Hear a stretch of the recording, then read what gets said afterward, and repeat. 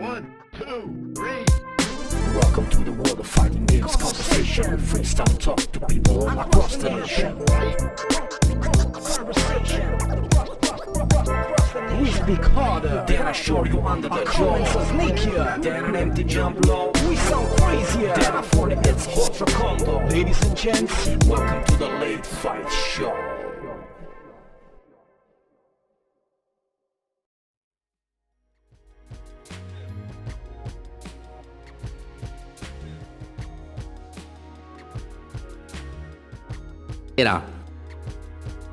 Ladies and gentlemen, we are live.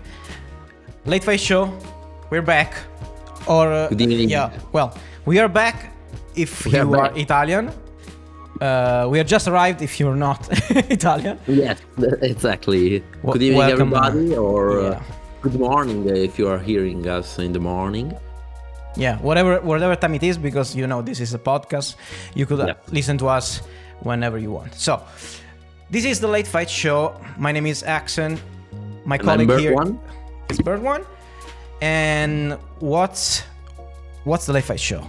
For those of you that never listened to this, of course, if you followed us on Twitter, we announced today that we shifted the format from an Italian-speaking podcast to an English-speaking podcast for very different reasons, you know, varying from reaching more people throughout, basically all over the world, and not just catering to our own audience in Italy, and also because we recently started a series of events, a tournament, basically a new online tournament event that you may have you may have heard of, and it's called the Red Line Clash, and it's the first time that we do something like that completely in English, like to reach everybody of our friends internationally. So we're trying to basically expand our audience. That's it. and our audience, and also like try to get more comfortable in speaking English much more. But that's the two main reasons for us doing this. But we'll try to get better, and especially myself. But I think we can do it. We're trying to be better in speaking English, and also we're trying to like get many more friends in here and have more fun. So I think in the upcoming weeks we will have different European fighting game community players and personalities. We'll try to get more international guests into the show, obviously, so you guys could have more insight in what we're talking about. But what it is, actually, this show is kind of like a light-hearted show about fighting games in general, not just Street Fighter, even though we are mostly focused on Street Fighter. Just because of our backgrounds and what we're known for, but we will talk about all of the fighting game news, all of the fighting games in general, and sometimes also about games in general if we feel like to do so. Absolutely. And that's just the introduction. How does the format goes? I mean, we start with saying which which fighting games or games in general we are playing lately, like in the last week, and then we shift the focus on two main arguments, two main topics. Which tonight will be the Red Line Clash. Yeah, the first episode. Yeah. Yes, last week. And the second part will be about the Street Fighter 6 recent, kind of recent-ish, yes, new footage. New footage, yes, exactly. Not so recent anymore, but still fresh. It's still fresh in our minds, and we are watching it over and over every day, basically, like to get more small details about gameplay of the new characters that we especially Marisa. Yeah, the Thailand Pride No, The Italian Pride, the mountain woman. Fun character. Yeah, it sure looks to be that way. So, without further ado, let's begin our first topic of the night, which is obviously what are we playing lately, Bert? Tell me. So, what are we playing? What am I playing? I'm playing in the spirit room. How is it called in English? I think it's called the spirit room. You know, the one in Dragon Ball. Okay. As we like to talk about playing one thing we can't actually play. I don't know, but you understand. You probably understand. The worst kept secret of the internet. Yes, exactly. That quite a bit. I'm actually enjoying my time, even if I'm playing on Parsec, because I found some players I can play with pretty good way. Even He's even talking though about it's Street not, Fighter not 6. Yeah, no, I'm not. Just don't tell me. Don't talk. I had to do it. Yeah, and I'm getting comfortable with the game, and that's what I was talking about when people always told me at first, yeah, you're gonna play the beta, but you're not going to be. You're not gonna get a great advantage out of it. You're not going to get much more because only 8 characters, or 6. How much is that? There's always the possibility that the game will change so much that our time spending in the beta. The thing about this is that I don't think so. Okay. And I'll tell you something. I will tell you why right now. Is that the frame data is so perfect in all of these aspects. Okay. It seems well studied in, yes. Yeah, it's very well studied. It's complete. It's even more perfectly studied that I don't know, Street Fighter 5 Season 2. Because for example, there are situations where you can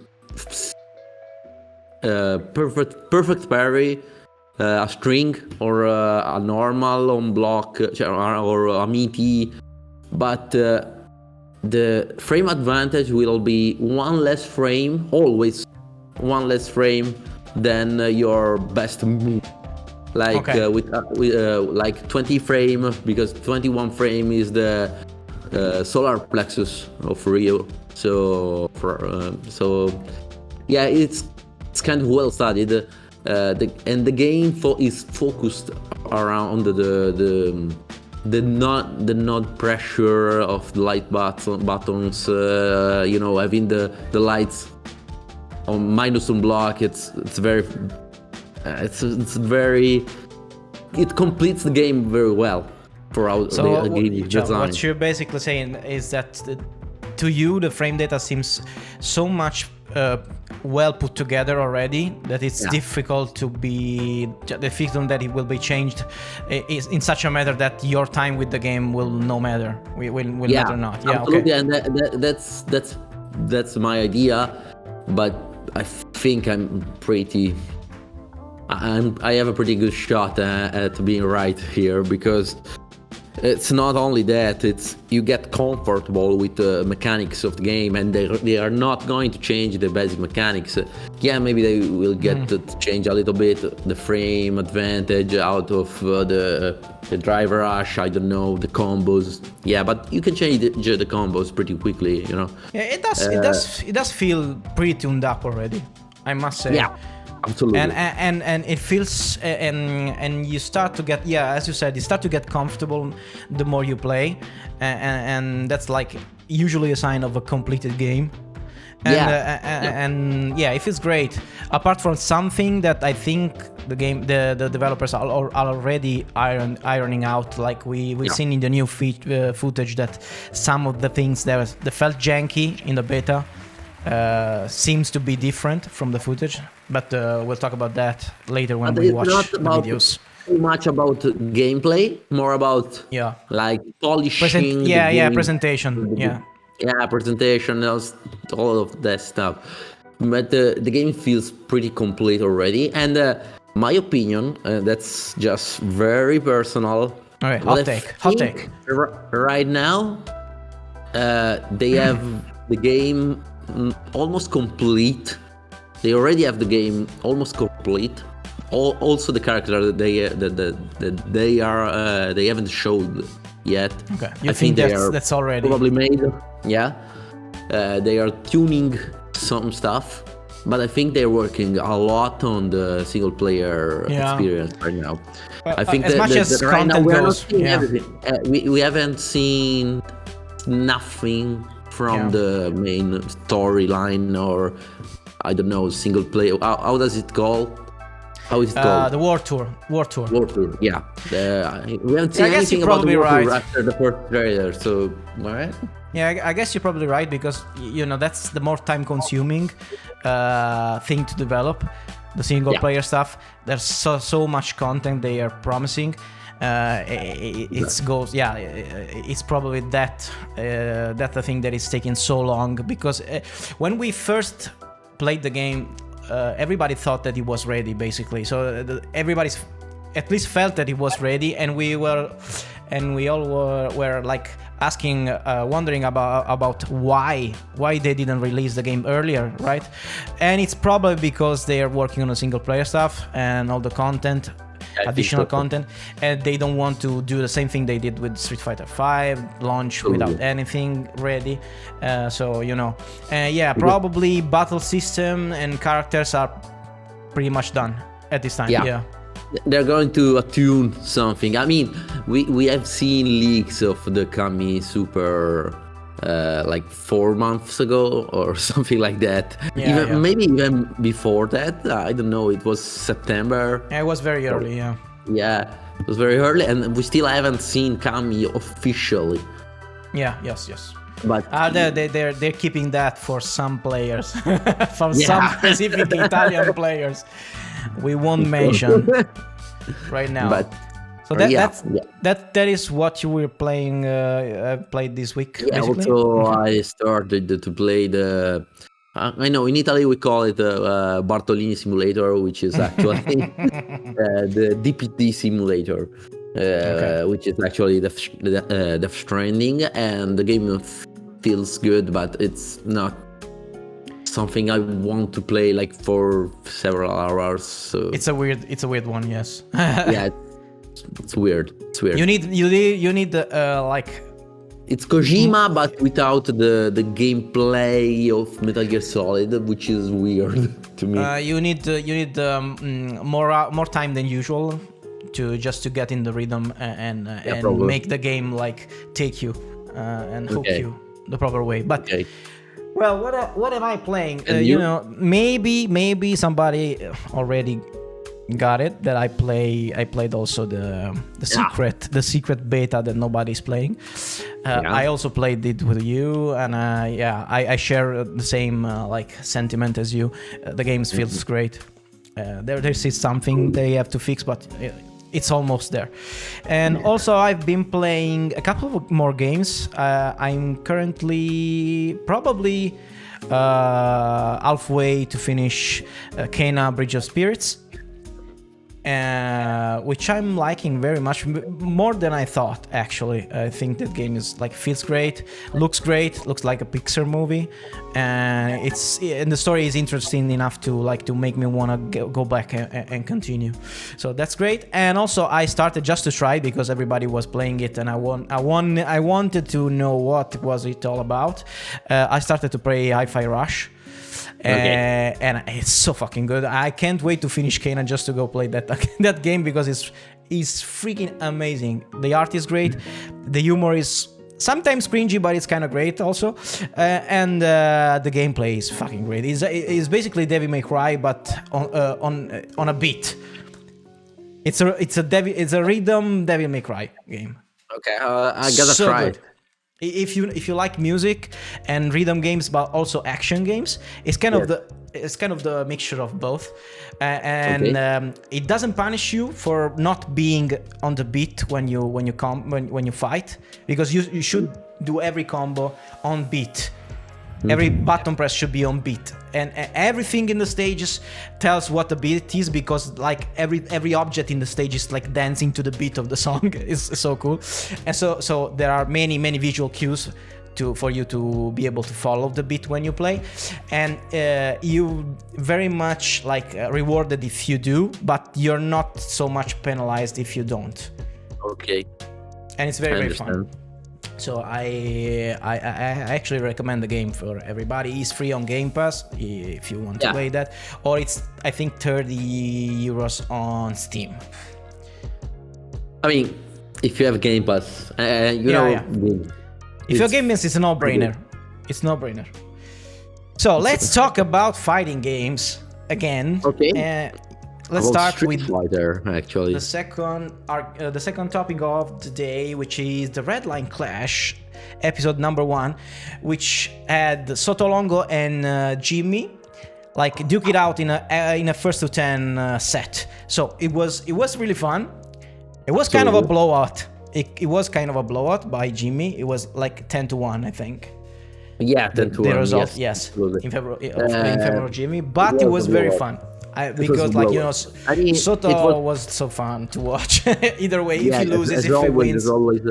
It was a blowout, as you said, but it was pretty. I don't know.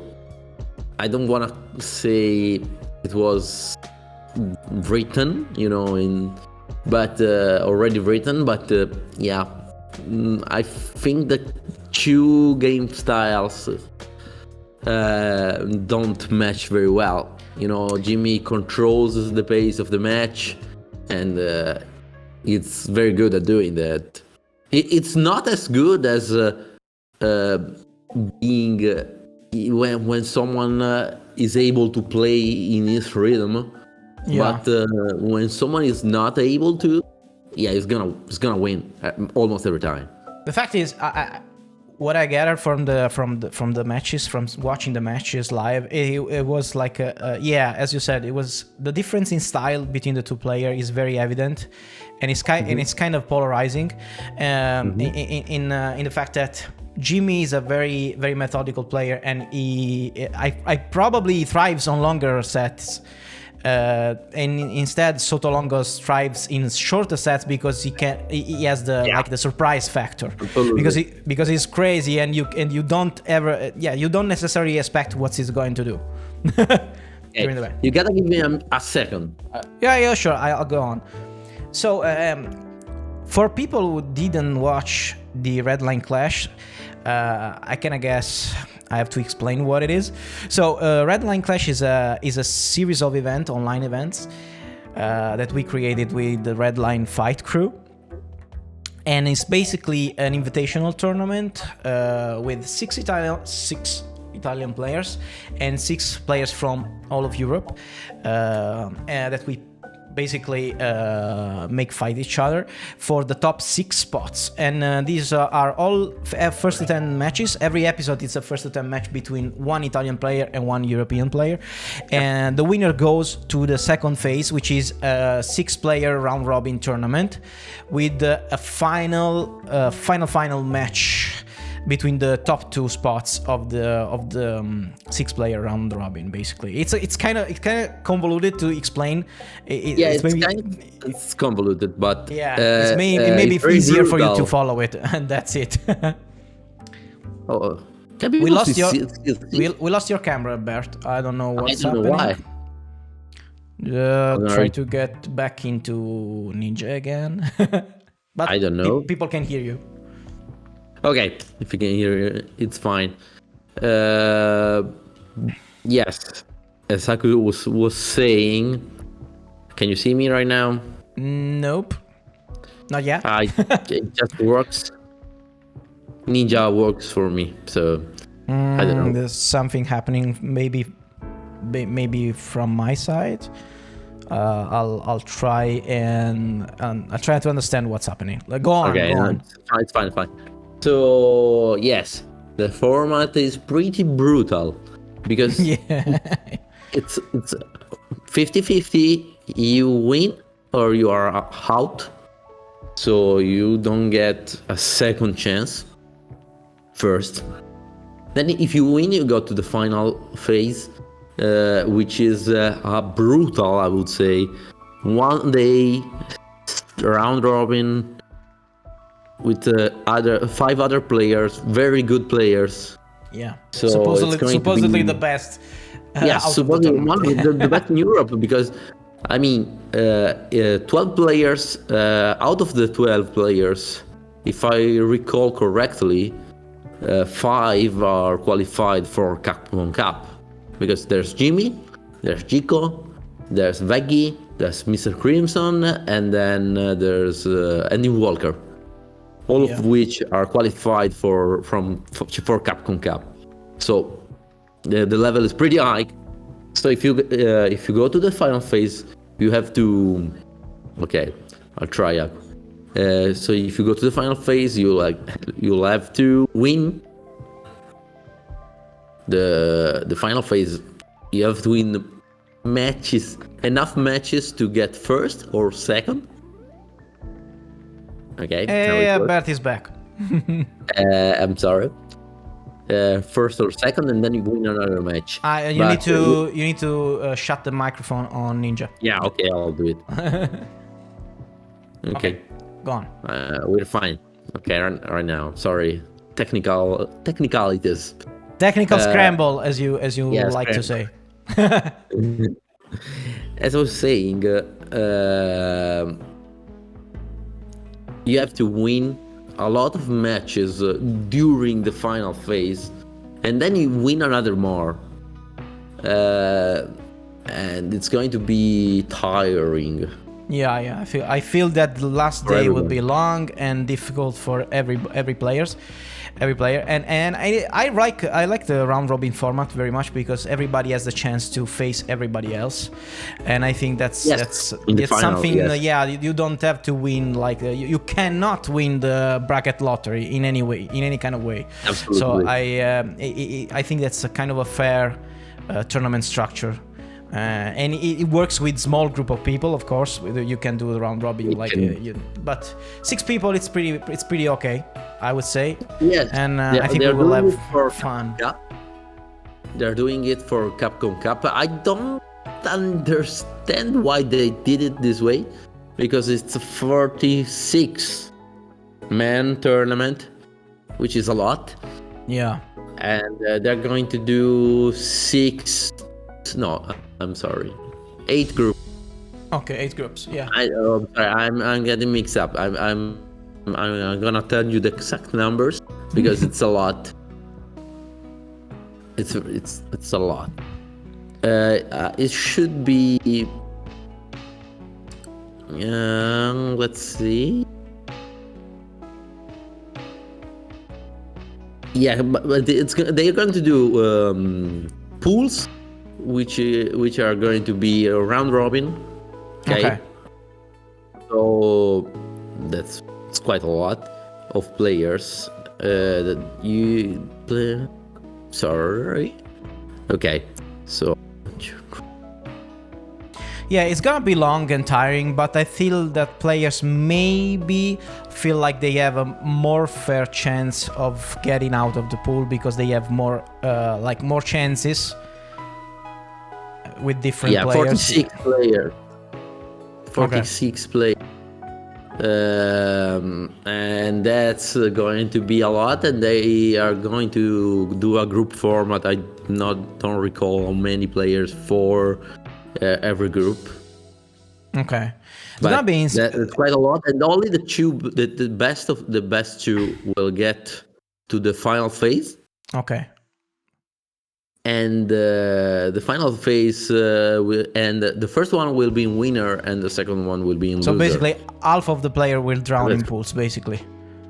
Yeah, more than half. Okay, that's gonna be. I think it's gonna be very interesting at the very least. It's different, and it's very different. And I don't know how much of that they're gonna be streaming, but I think that if they're gonna stream every match. Okay, that's nice. So that's a good thing. 3 days of pool, and that's the final is in 2 days. So they're gonna in the last day. So it's 3 days, because there's gonna be Monday and Tuesday the last chance qualifier. Okay. And then the 3 following days, no, maybe it's 2 days of last chance. No, it's probably 2 days of pools. Okay. I'm sorry. And then 2 days for the Street Fighter League final. Okay. World Championship. Okay, yeah, exactly. No, it's gonna be 3 days for group stage, then 2 days for World Championship, the Street Fighter League, and then the final top 16. So it's 8 groups. Okay. Okay. On the last day. So it's gonna be quite a spectacle. Yeah, the nice thing 8 is days of Capcom Cup. It's quite long. If they're gonna be streaming every match, at least the round robin format will have like a meaning to it, because you will see every matchup, and that's gonna be good. You probably see some matches that you would have never seen in the old format, so that's great. Yes, I think that's right. That's right. And the cool thing about it is that, I like the idea, but the problem with the format is that the pools are going to be random. Okay, no. So they're going to do the how do you call it? I'm sorry. Right now, Mario. Mario. So they're not gonna be like they're not gonna be doing the seeding. Extraction. I don't know how to say it, but I'm gonna do it right now. The draw, the draw. Okay, in 2 days. So they're going to do it, but the rules about the draw are still unclear. You know, it would be a shame to see like 4 European players in the same group. Yeah. Or some stuff like that. So they're probably going to divide the various regions. But we are not sure about it, because nobody knows anything about it. There is always the issue, but it is online, or it's all offline?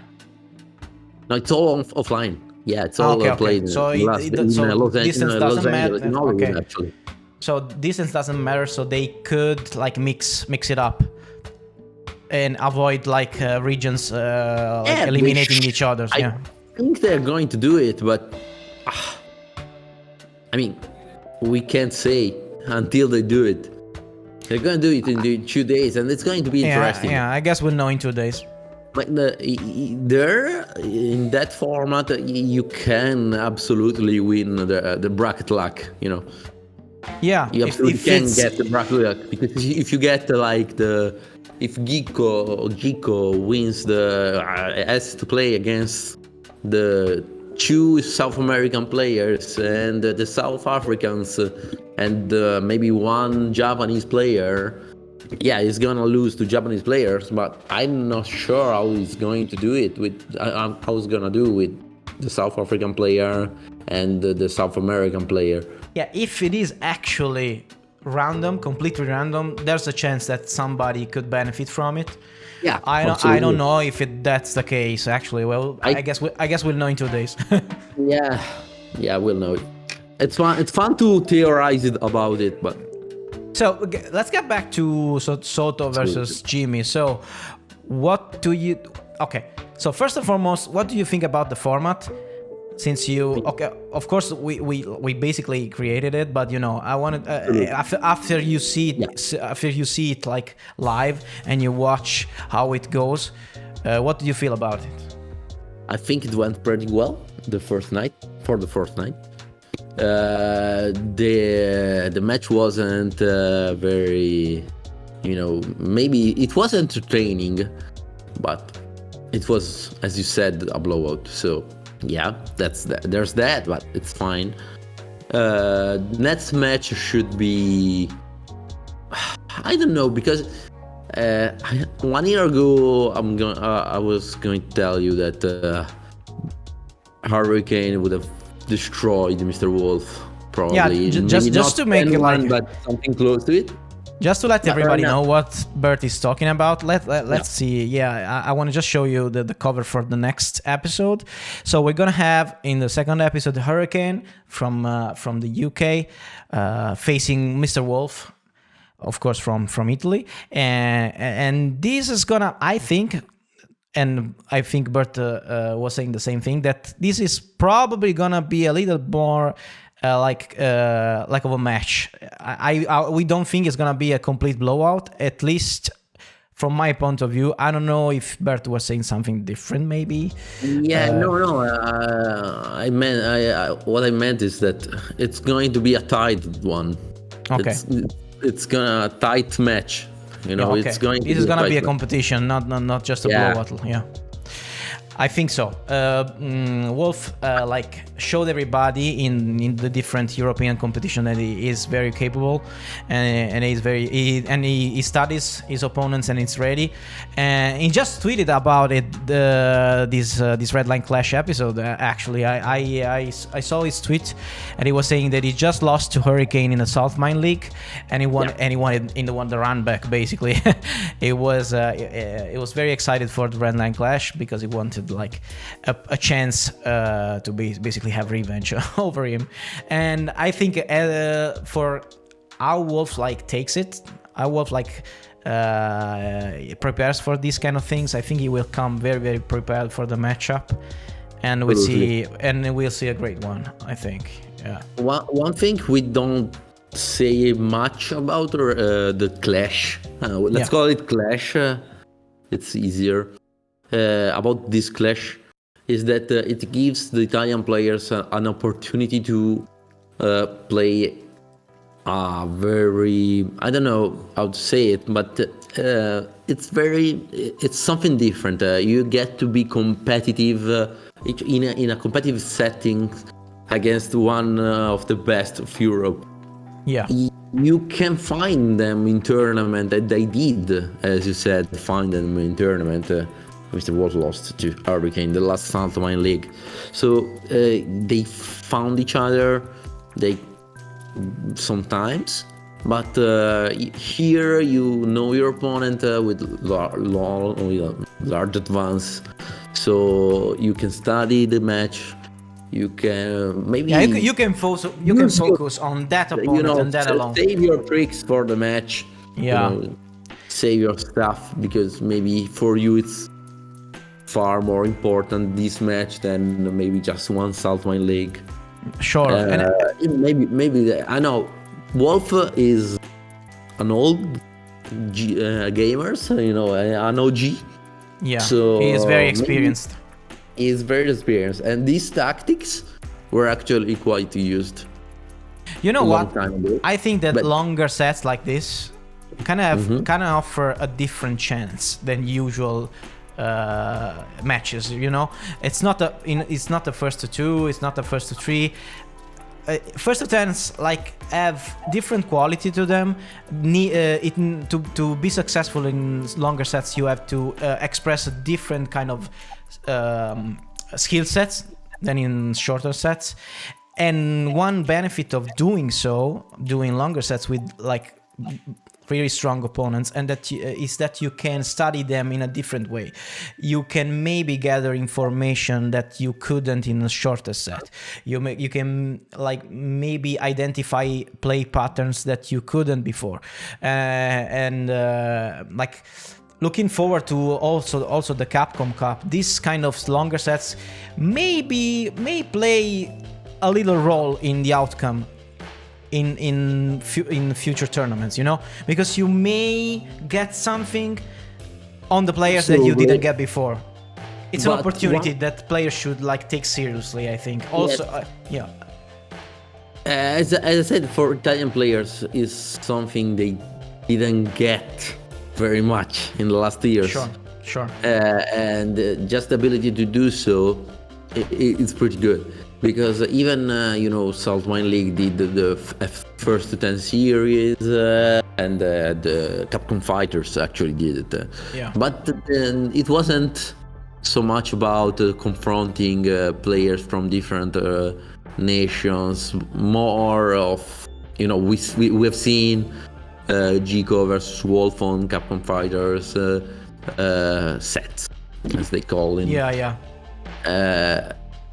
But the problem is that there's never been an Hurricane versus Wolf, or Mr. Crimson versus Chico, or Andy Walker versus Garnet. Yeah, we have some nice matchups planned out, so and also, especially for our players, is going to be a nice opportunity to not only gather information about their opponent, but to get experience in playing sets like that in a competitive settings, because it's very different from playing it.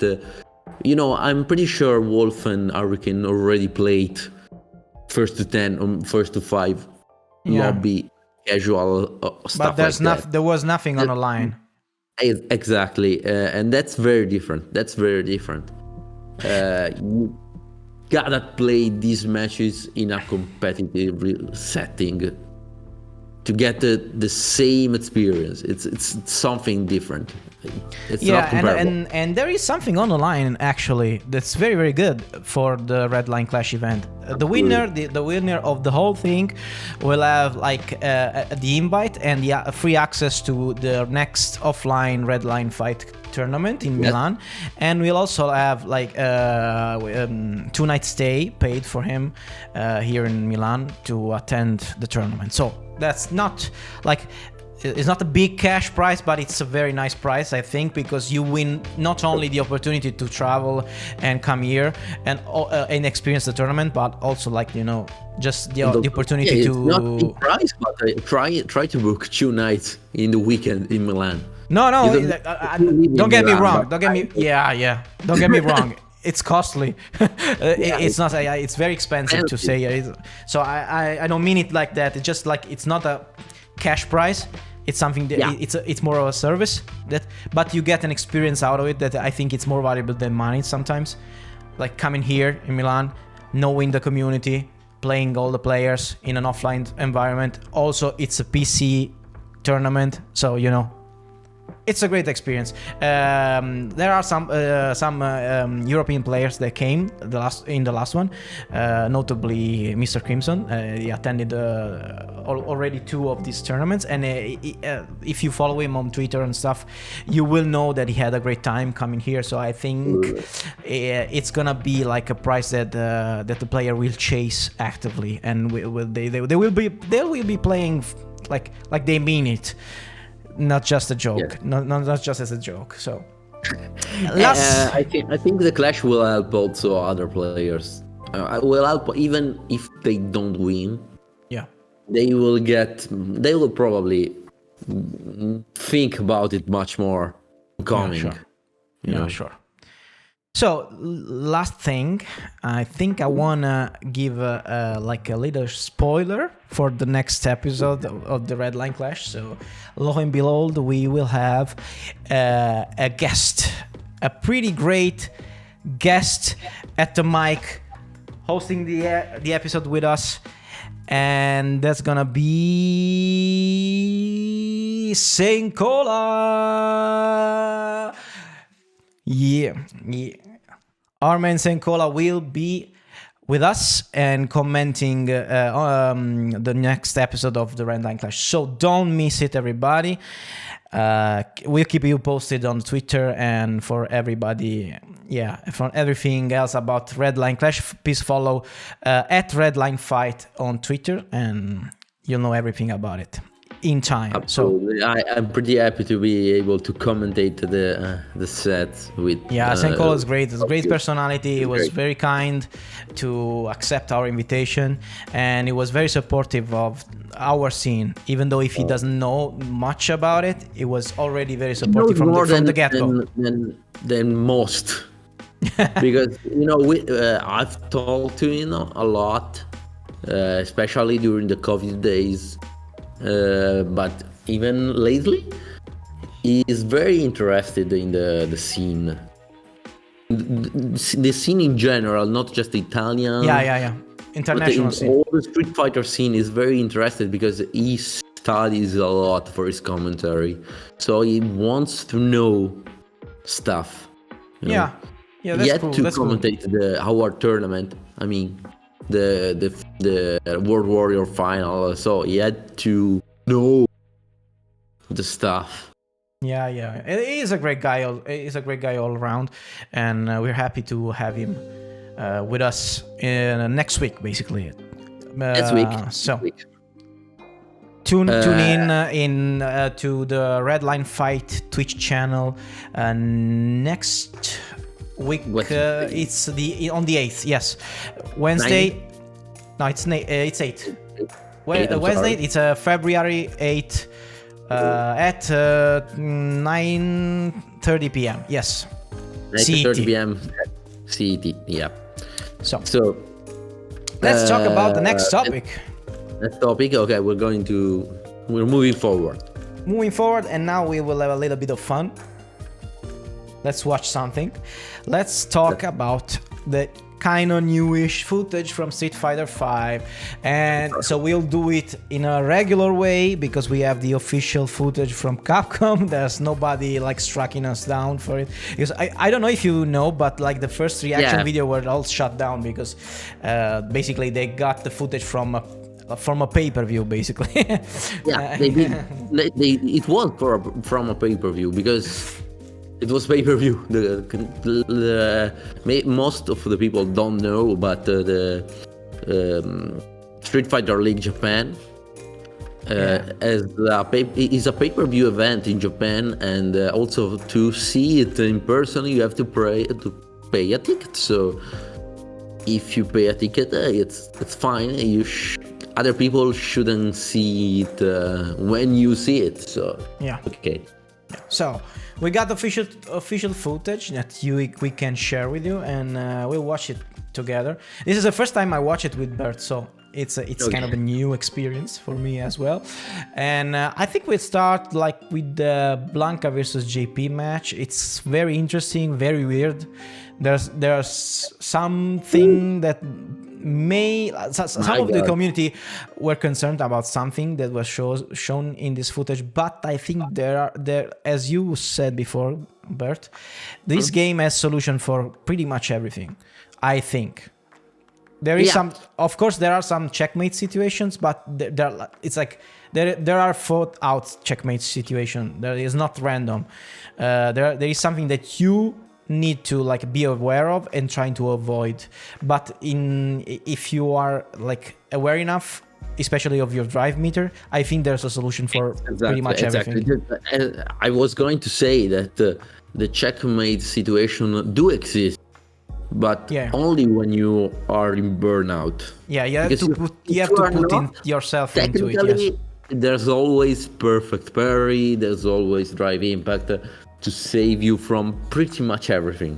Yeah, that's something I want to point out in this footage once we get there, and that basically I watched a reaction video. It was the Japanese players. I can't remember his name right now. The Urian player. The Shuto. No, the other. Damn! I love that player. I can. Nemo, okay, Nemo, yeah. It was Nemo, like watching this footage and really being worried about Blanca when he activates his level 2. Yeah, but the solution was very clear actually. So let's see it like in real time for the first time, and just watch it a little bit, and then we'll probably like slow it down a little bit and talk about it. He's a cool guy of this game. It's very cool. Yeah, JP is cool. It's like it's like very it's very like disciplined and chilled. I don't think. Yeah, but it's also the it's probably going to be the bad guy of the story. It sure sounds like it. Yeah. Psycho power and stuff, but it is very cool. His design. He has the jacket. He has the everything. And the thing is that his gameplay fits very well with the character design. Yeah, he doesn't move very much. It's like everything he does is like little gestures that makes shit happen, like snapping fingers and stuff. Yeah, he's a cool guy. He's a cool guy. He's also like very tall and towering. Its stature is very like boss-like. I like him very much, and it's pretty interesting, his gameplay. I want to know more about it. But the thing about these kind of characters that make it or break it for me is the feeling when you play. If like, how does it feel to move around with him? Although you don't have to move around so much with him, but you know what I see. You know what I'm saying. It's like I want to know how does it feel to play, because like Street Fighter 6 especially, every character feels kind of different to play, like controller in hand. That's right. But and that's why I want to know. I want to try. It's kind of different, but it's not as much. I don't know. Right now, the thing is, the system is so complex that if you are a good player, you're gonna be a good player with every character, at least in the first months. Yeah. At least when the basics are what matters most. Yeah, in that time frame. Yeah. After that, like character specialists and stuff will come out probably. You know, when this game does feel like this is the sequence. This is the sequence I was talking about, and Nemo was very worried about that because Blanca activates. Is like basically is the trigger from Street Fighter 5, and is like relentless in his pressure. But the thing is, in this specific sequence, JP has no meter. He's burned out. Yeah, he's burned out. He doesn't have like a practical answer to that, but I think any really telegraphed move in this game that looks like it's safe because like maybe he has a lot of pushback, or in the case of Blanca Ball, the character like bounces back so far away that he can't be punished in most instances. But the thing is, parry does something that everybody is like not talking about, but it's very important. Parry does what it does is like nullifies the pushback from moves. So this all of these telegraph moves, it does reduce it a lot. Yeah, it does reduce it a lot. And so what you need to be doing with parry, especially, I think, is parrying like very telegraph move that travels a lot, like horizontal traveling moves, like Blanca balls and stuff. You need to be parrying those. Yeah, there will be situation where some moves you have to parry those, and some moves you have to drive impact, because out of drive impact you actually get more damage. It's counterintuitive, but because perfect parry is something, but it's something you see it very cool, and but there's the at least now there's the scaling, so that's it. The CA is cool looking though. Yeah, every CA is very cool looking actually. Jesus, I never seen like Blanca do some cool stuff. Never. No, the thing is, every CA, but every level 3 in general is very aggressive.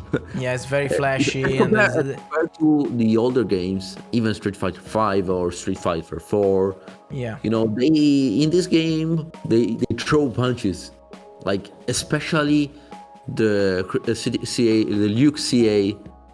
The Luke CA is very visceral. Yes. Like he just gets down and punches the opponent. It's very cool. Yeah. We're gonna see Marisa later, and that's the other one. It's like she just punches the shit out of Manon. Yeah, very very badly. So let's watch it like in kind of a slow mo. Maybe not 25%. Is like maybe it's too slow. Let's go half speed and let's try to point out some of the things that we're watching here. One thing I noticed. Yeah. First thing I noticed is that Blanca walk speed is pretty good. Yeah, it seems like not only is walk speed, also his normals, like look very good. Like the standing medium kick is cancelable, Can you see maybe stop the game, stop it, go back a little bit. Yeah, sure. And go like normal speed. When he walks back after this. Let's see. When he walks back, so you can actually see after the knockdown, you will see how fast Jesus. it is. Jesus, it's very fast. His walk back is fucking fast. Whoa, I didn't notice that. Well, if there's something that I don't notice, is like how Blanca walks, because he's never walking. He's just like rolling all over the screen. But yeah. But the walk is very good. It's very even forward, but especially backwards. I think right now it's the fastest we've seen, even more than Kimberly. So I mean, it does seem. Oh jeez, he's gonna be a slippery bastard. He's gonna be so slippery. I'm not looking forward to that. Not one bit, baby. This is concerning because in this game, the proximity guard is very close. It's not activated from far away, and with this kind of like walk back speed, it's gonna be annoying. Yes, Blanca at least is gonna be annoying. Right now we have seen another thing cool about the game. You know, Blanca did this parry animation, like it's tearing me up. Yeah, it's very good. It's very fun. Blanca did a rainbow ball, and the JP player did parry. Oh, because okay. A little bit like it's earlier. Yeah, I want to see this sequence like the end here. Go on and explain what you were saying. And he did the parry because the angle of the rainbow ball was going to catch him cross up, but it wasn't very sure. I mean, Blanca could have actually hit landed in front. Yeah. In front, yes. So he did parry because that's the cool thing about parry. It's actually a block button, but you have to use it with a little bit more. You have to use it. Yeah, you have to use it sparingly because it's and the throw will do a lot of damage.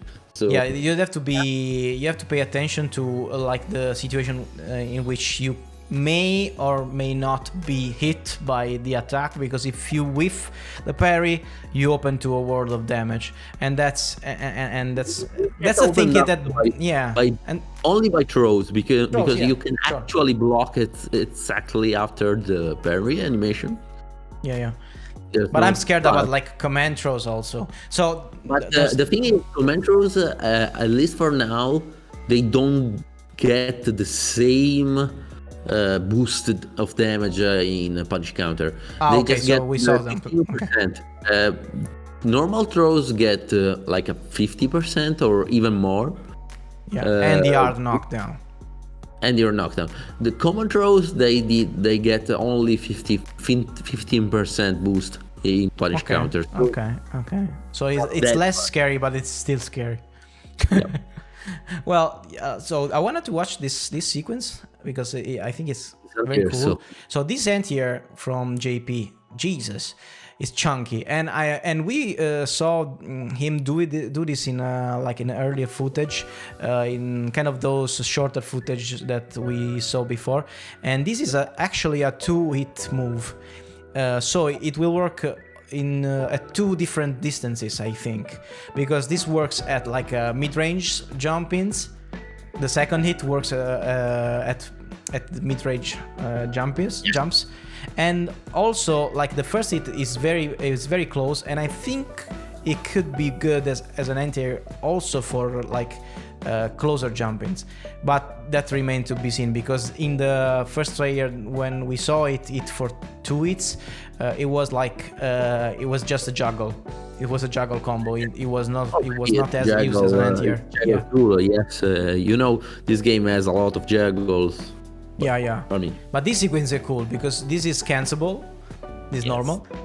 So you can get to cancel it into drive rush and then get super long combo with the wall splats and juggle from the ground and the air, and then also set up like the rift. So I guess this game plan is just to like hit you make you go full screen and start like filling the screen again with stuff. Yeah, but the thing is, it does get. I don't know. I think this developer is playing it like that, but I'm not sure about it. Do you think he has some like some close quarter gameplay also? It's special from afar. They don't look so fast. They don't look very fast. They look pretty slow, and that's not a good way at keeping opponents away. Yeah, it seems like he has a full screen command grab, but it's pretty. You can actually see it pretty well, as you've seen this time. He throw a fireball. Wait, or you can see see it. You can react to it because it looks like a projectile. But it's a hand. there's a mix-up built in, because if you think it's a projectile, you're gonna parry and you're gonna get thrown. So it's kind of like the animation is different, but it's not so different that we'll be able, I think, in the middle of the match, like the fireball itself has a hand inside of it. Yeah. You can actually see it in the middle of the match, in the heat of the match. Sometimes you may get thrown, but I don't know. I'm not sure how much is going to work. Maybe it's going to be like something more out of. They're going to use it like more of combo tool. I'm not sure. I think. The character I was comparing JP to, it was a character from KI, Kanra, which is basically the same, like kind of trappy gameplay, and he also has like long range command grabs. And what you would do was to set up stuff in the air to like prevent the opponent from jumping and then going from the long range command grab. And I think JP should be like kind of the same. So you could maybe set up like the rifts in the air. So even though the rifts like are on a timer and maybe you could jump as soon as you see them, but the fact that you see those rifts in the air maybe like will make you like hesitant to jump, and that's maybe the time to throw out the command grab, you know? Yeah, that's right. So it's more of a setup character basically. Yes, that's the idea, I think. I think that's the idea, but I don't know. In the Street Fighter environment, it's something. It's kind of weird. It's kind of weird. You know, this is interesting. Level 1. This move is interesting. That is level 1, right? No, this is just a special reversal. Yeah. EX special. Looks move. like an OD special. I don't know which special it is. Which of the special we know about it is. But parry stuff. Yeah, basically what he does is like he's throwing this out on wake up, because you see like the reversal timing, and he absorbs one hit, and then when he absorbs it, he lets out like a couple of projectiles, like there are like slow turning projectiles, you know, 2 hits already, at least 2 hits, and then he's able also to like get the jump, go over to the other side and get the hit. I don't know if he can juggle from this. Probably yes, I would imagine, because it's a soft knockdown. It looks like he can. Some kind of counter that doesn't do actual counter, but it does get to the setup afterwards. I wonder if it's just strike invincible. Yeah, probably. It's going to be like a kind of a strike armor. More than it's probably be an armor, because of the absorb armor, so stuff like that. It's not invincible. I mean, correct me if I'm wrong. This is the first character we see that doesn't have an invincible wake up, right? And he endulls him. Dulcim? I mean, we still haven't seen the teleport from Dulcim, because you think it might have some kind of invincibility. And other games he has the teleport. But right now we haven't seen it, so especially we haven't seen it from the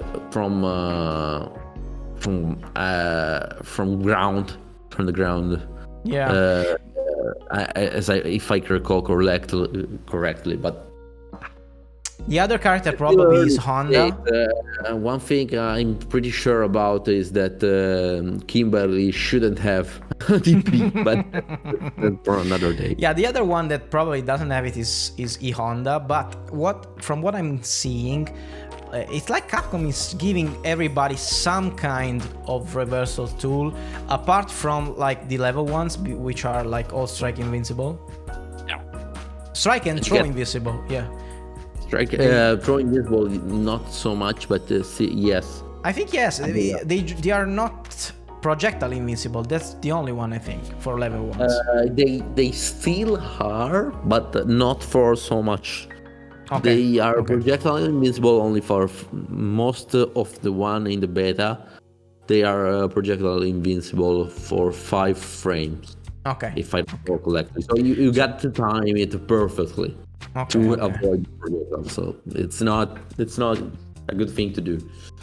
But it looks like Capcom is trying to give something to everybody, and and also the fact that there are not like everybody has it's faster normal as at 4 frames. Nobody has like something faster. Yeah. At least up until now. It's kind of like it seems to me like a signal like of they want every character to be kind of in a more level playing field compared to Street Fighter 5. One thing I would like to see is that is the ability to get a punish with critical art, or I don't know, the super art easier. Like you get the 5 frame, especially for example, Yuki does have a 5 frame super art, and it's the second one, but it's very short, so you can't use it for punish usually. Okay. But I feel like Chun-Li does have the level 2, but it's not very fast. It's 8 frames if I recall correctly. I mean, it's kind of useful to punish fireball if you have reaction. Kind of, yes. But I mean, one aspect of the Street Fighter 3 Third Strike that I really enjoy watching and playing is the ability of do punishes with super.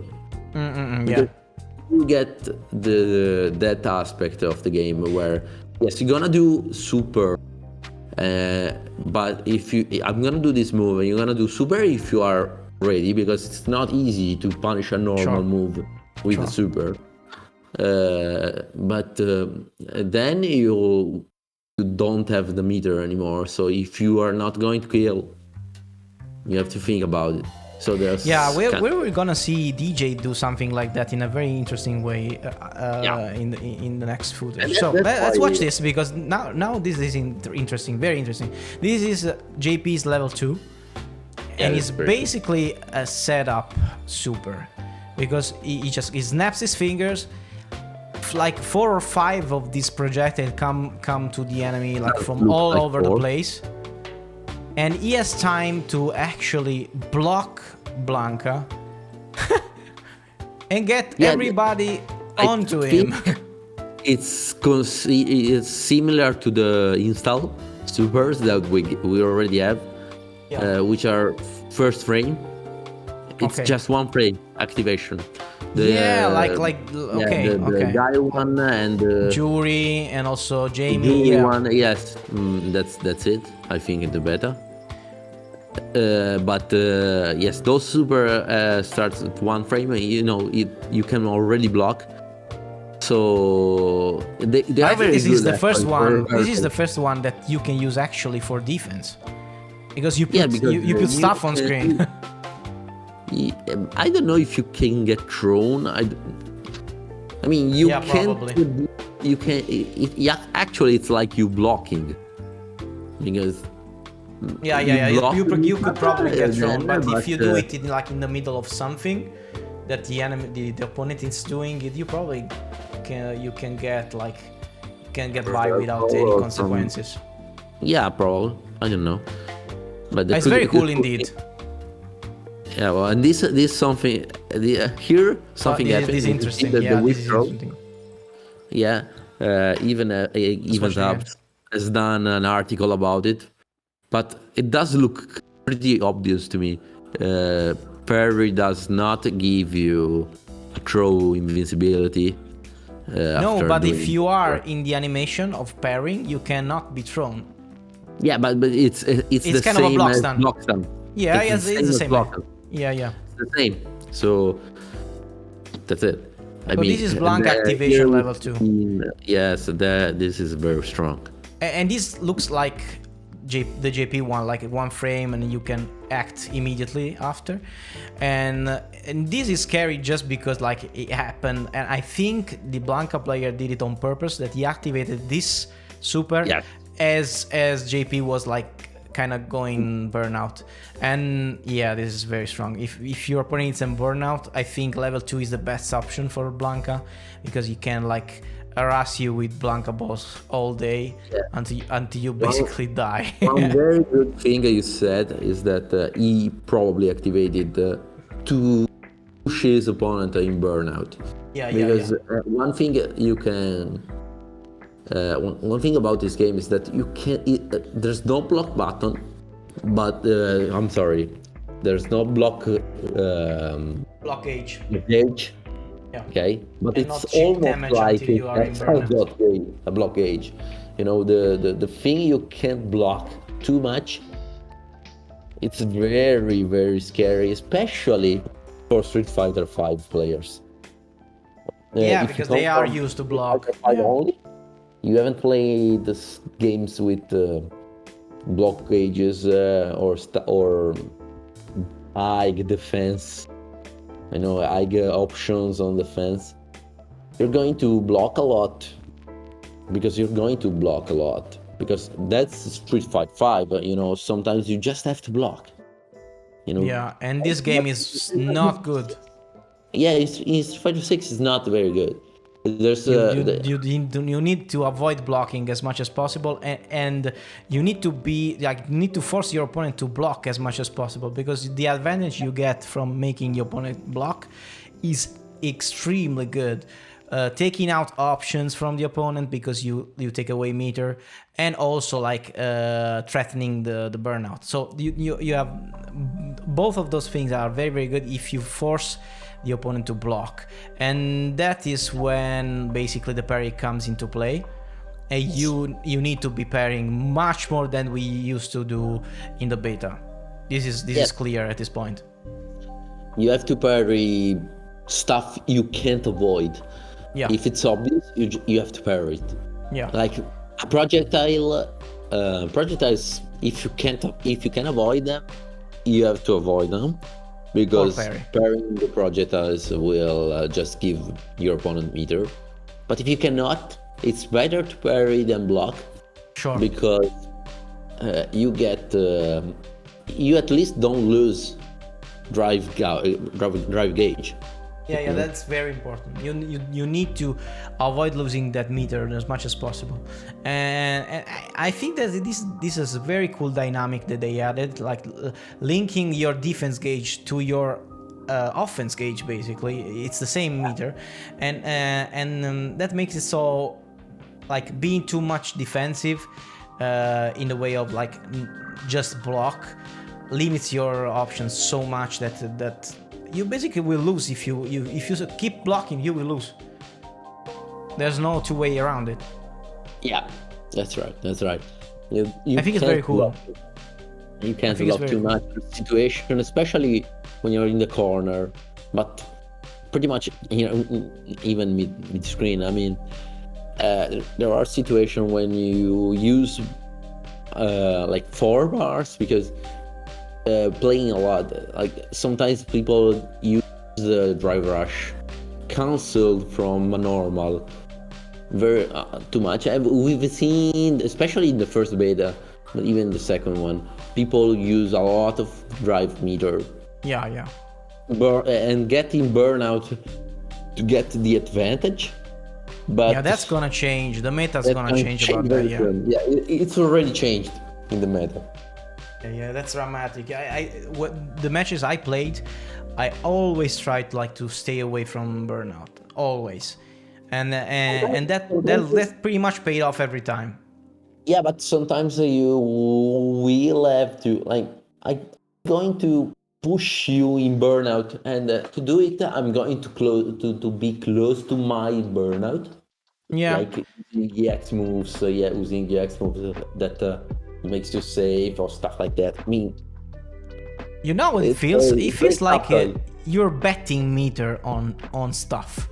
Yes. It's kind of a gamble.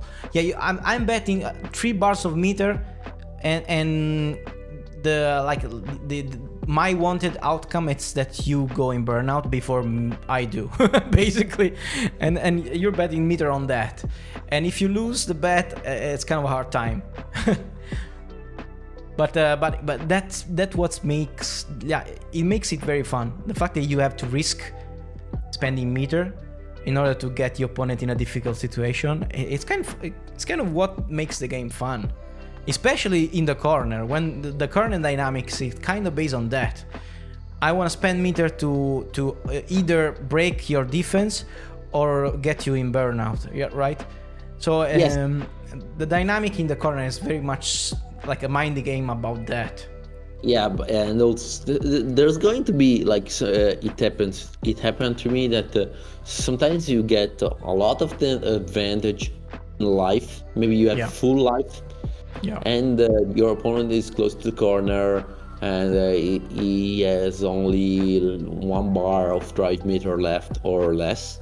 And you go all out like a And madman. you're gonna do like I'm going to do a drive impact that's telegraphed. He's going to react with his drive impact, and then now you're dead. But he's going to be in burnout afterwards.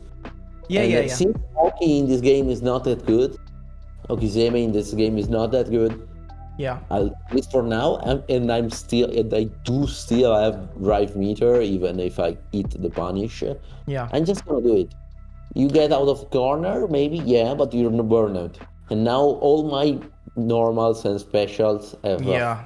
Yeah, plus of 4 course. advantage. And That situation, it can turn the tides if you have like just a little more than 1 bar of meter.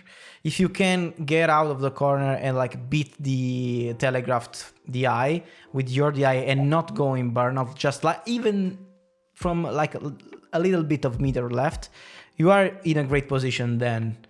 But Yes, if you go in burnout, yeah, that's going that's to rough. be heavy That's rough. to deal.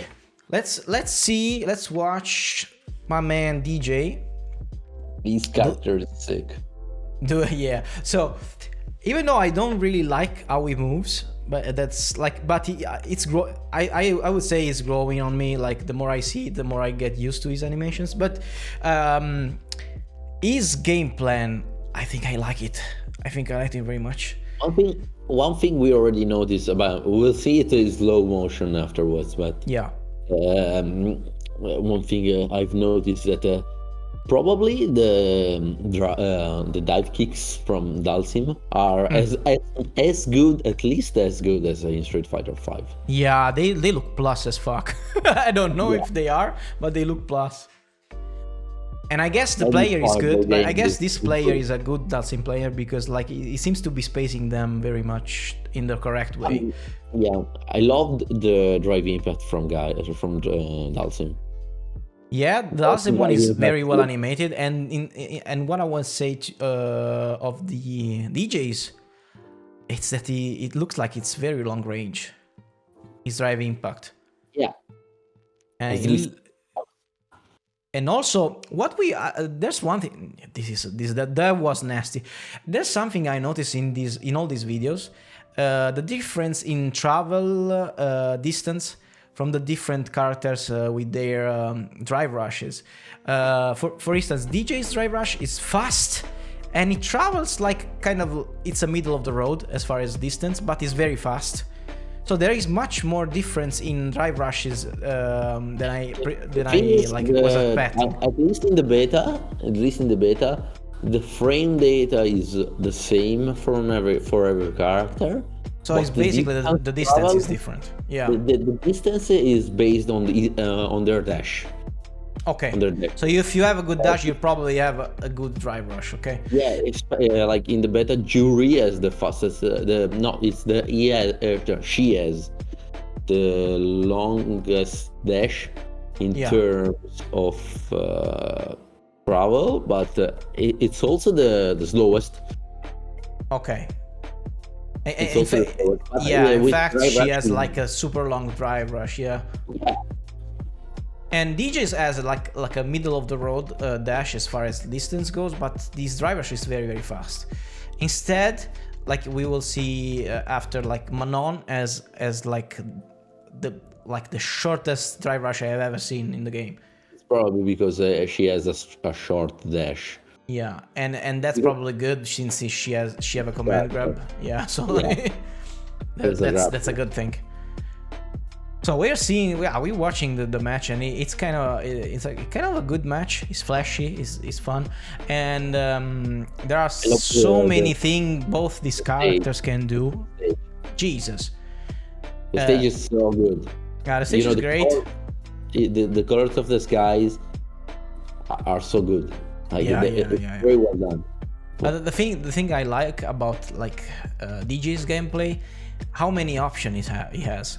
Compared to like his Street Fighter 4 version, right? Yeah, he was a Guile clone, or kind discount Guile was before. Yeah. And now he has his own. He is his own character, and he has. It's kind of. They basically gave him this identity of the Feint character, basically. Yeah, and actually, it does look very good for his personality, because the character design is. He's basically a troll. yeah, it's kind of a troll, but it does do weird moves, and the fakes are weird. It does him very well. He moves like kind of a mixture of capoeira and kickboxing, like something like that, right? And he has some moves like a very capoeira-like, very flashy, very like acrobatics and stuff. But most of his attacks is like kind of a regular kickboxer. But the thing that he throws out a lot of feints makes the character much more interesting than it was before, I think. And also for a charge, he looks like a mixed character, a hybrid character, not just a charge character. We know for sure that some of the moves are not charged because to me, they said so. Probably the kicks, up kicks, they are going to be charged. They're going to be with a charge. And so what we know so far is this, because they basically, the Japanese people that were commentating these matches, somebody translated what they were saying, and we know there at least a couple of moves are not charged. So the Sway move, the new move, the Just Cool, that's not a charge. And also, I think the other one that it's not the charge should the Sobat, the rolling Sobat. They say it's not a charge. Yeah, rolling Sobat is not a charge anymore. Okay. And that's great because it's a forward-moving move for a charge character. That it's not a charge, so you can buffer fireballs while doing the rolling Sobat. Yeah. Easily, and that's great. And also during the Sway. The Just Cool. Yeah. So they stop it here. Yeah. The sequence before this one. Sure. A little bit. Okay, for here. No, it's too much. Just okay. Probably seeing it here. Look at where the Jesus. Okay, after this one, not this one. But that drill shouldn't be plus. No, but that wasn't a drill. That was jumping. Okay. Now he's going to do a drill, and that it's safe, and it hits very high. And also so close. It was so close to him. It was so close, and it does it very high, and it was pretty safe because Jesus. And they pressed the button pretty soon. And also the tweet light confirm from Dalsim. It's a new stuff. Into knockdown. Yeah, but using bar. Using bar. Just like but he gets pressure after it, so it's kind of good, I guess. everybody gets pressure out of pretty much everything if they do dry Yeah, brush. with the dry rush, yeah. But I noticed one thing about so we know that Dhalsim has two regular throws, the like the standing one and the crouching one. The standing one looks like the forward throw as Oki. It's regular Oki built in. Yeah, probably. And we see that after when he throws DJ with the regular throw, and he has time to like dash in and pressure, which is weird. It's very weird for a character like that, Yeah. and we can see this new hunt here. Yeah, that hand here looks Actually, great. you may be able to juggle. I'm not sure. Maybe on. I don't know, punish maybe on counter, but the thing is, it looks great. It looks really great. I like the animation on that. One thing we can easily This know kick looks like that's not an overhead because that's no. It looks like just like it's heavy kick probably, but as a ton of range, it's kind of slow. But I think this is one of those moves that probably has some kind of effect on punish counter, like a crumple or something. Yeah, like most heavy kicks. Yeah. Look, that was the sway low attack that we know that on punish counter gives a combo opportunity. As we've seen some long moves from Dhalsim, but to me, especially, they look not as long as in the previous games. This is the classic juggle from the air to air. Yeah, the classic, yeah. But Dhalsim limbs seems to be a little bit shorter to me. Yeah. A little bit, not yeah, that but not too much. he has But so many tools to get you to get closer, so that probably why also it's a better fireball game because Yeah. he has the he has two better new fireballs basically. Look at that. So this one is the EX just cool. That on whiff, because the first one is actually a punch. Let's see if you can see. The first punch, the first movement he does when he goes to the EX just cool is actually an uppercut that has this one is an uppercut that has an hitbox, but he whiffs it on purpose here, just to get the dash follow up and get the mix up. That's cool. Yeah, This is the fake. This one is the fake rolling sobat. And it's all about face. Yeah, and the fake rolling sobat is great because it's not a charge move, so you can basically hit a button and also probably throw a fireball. The thing is, we don't know if he has any kind of single fireball, because we only saw him throw double fireballs, and we know that the light fireball it's a feint, because that's what the commentators were saying. So the light fireball is a feint. I didn't know that. What? I didn't know about it. Yeah. The light fireball is a feint, as well as the light sobat is the feint for the sobat. Okay. So it doesn't have light sobat. That's pretty much something to keep an eye on, because probably is going to have a hard time converting from jabs. Yeah, probably the EX is the one that you have to. The OD version is the one that you would have to use. Yeah. To use R. Yeah. He looks like he looks like a meter intensive character. We will see. We will see. So the light version of his special are the feints, and the thing is, those are both. No.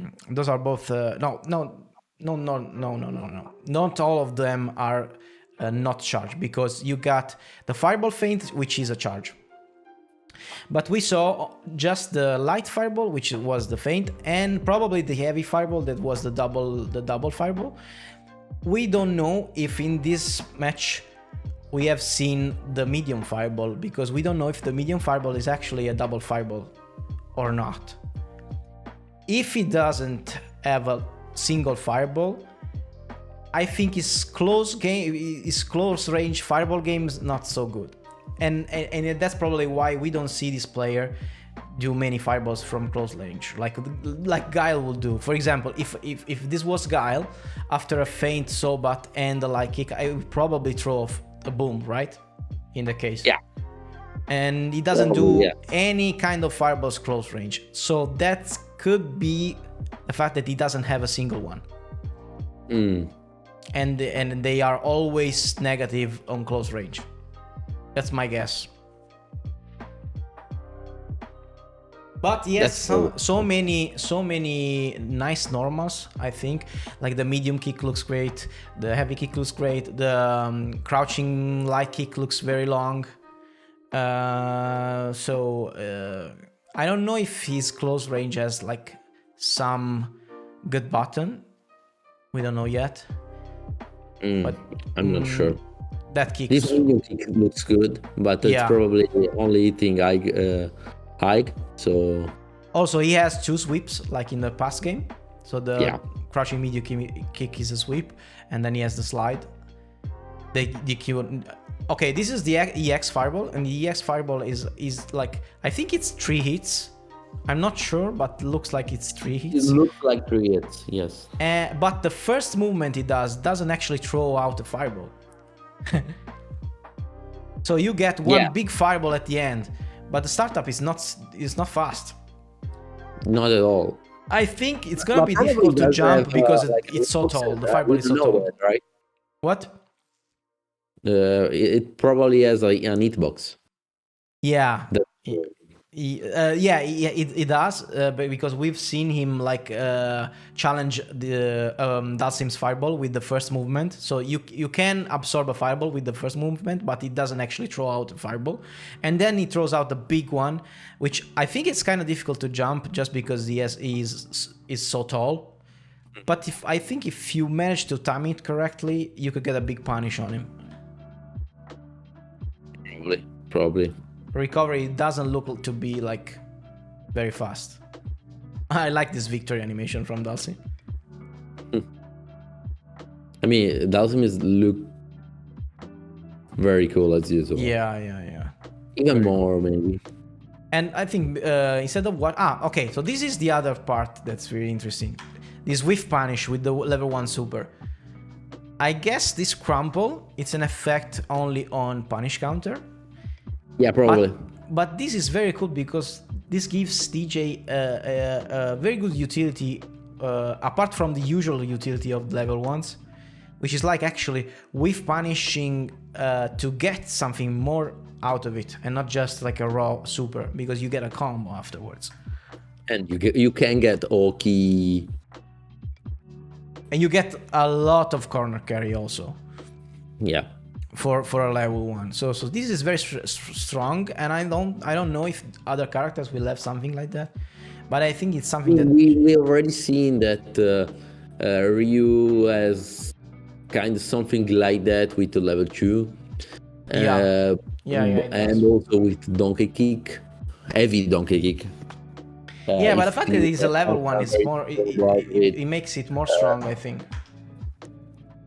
Yeah, stronger, but probably. But we will see other characters have stuff like that. Because like investing 1 bar just to make a whiff punish, it's kind of okay, I guess. If you get that much damage and that much corner carry, and you have to spend it, and you have to be sure about your whiff punish game. Yeah. It's gonna be spend a bar, so it's not gonna be easy, but some players will do it. Some players will do it like no problem. Yeah, probably. That's cool. And then we saw the last sequence is very interesting because there's all sorts of mix-ups in the corner from DJ in the last part of the match. The next match, from here. This is crazy. What we have seen before this sequence is Dalsim level 3 does look as an anti-air tool because he goes up. Yeah, it starts with the yoga flame, right? Something like kind of a yoga flame. Let's see. Let's see a little bit earlier. Okay. So here it should be starting. So also, if you watch carefully here, he does basically a shimmy. Fuck. Yeah. That's a shimmy, and now you can see the super. And if you go slow, you can actually see that the first hitbox is diagonal. Oh, right. This looks like an anti-air. That, And a that's good one. definitely an anti-air. That's definitely an anti-air. Jesus, and a good anti-air. Look how Doesn't much look look how much space it covers. Maybe even far away because his limbs are. Fuck. So if yeah, you're right. And I think if Dalsim has 3 bars, you better stay down. That's true. Jesus, and it does a lot of damage, a freaking ton of Looks damage. like Naruto Nine-Tailed, but You know what? It was time for Dalsim to get like a proper damaging super. yeah, Was about time. And now from now on, this is interesting that is sending HK doesn't hit crouchers. yeah. We've seen it do weird combos on punish counter, but Yeah, but that's very important. It doesn't need croucher because you can like just spam it full screen and because it's cancelable. We know that it's cancelable, and Yeah. if it also crouchers, it would be like very painful to play against at full screen. And this is like this is game absurd. over. This Every kind of character feint, is every kind of really- the auto shimmy into combo, and that's it. I think I like him. I think I want to try. The thing is, we have to see if the feints will be punished. It will be punishable on block. You know, the feint and okay. the hit, the actual hit, will be heavily punishable. I think the overhead might be safe, or Because or it's just so good. or yeah, it's low, and or maybe just like light punishable. Yeah, but the thing is about this that most moves that are punishable just with light punches can Yeah, actually you get punish guard. Yeah. you can get a full combo because you Yeah. can do light into medium usually. Yeah, with the punish counter. Some characters also have like punish counter combos that start with lights and then go into heavies also. So yeah, of course. Well, we will That's see. a lot. We will see. I think the overhead might be safe, but the low option probably is not. Probably, we'll see. So let's see our girl Marisa. This is gonna be interesting. So one thing I want to say from the get-go, she looks big as fuck. She looks giant, and also like probably Manon is very tall compared to other characters because she stands not so short compared to Marisa. Yeah. She does look very tall. I mean, she's classy. Jesus, look at this the eye animations. Fuck. And This key pose is so good. The one thing we can see here is that Marisa Drive Impact looks very short. Yeah, it's short. Yeah. It does look short, but I think it's very dangerous because it should be short because she's very dangerous after it. Look at that. This key pose is so good.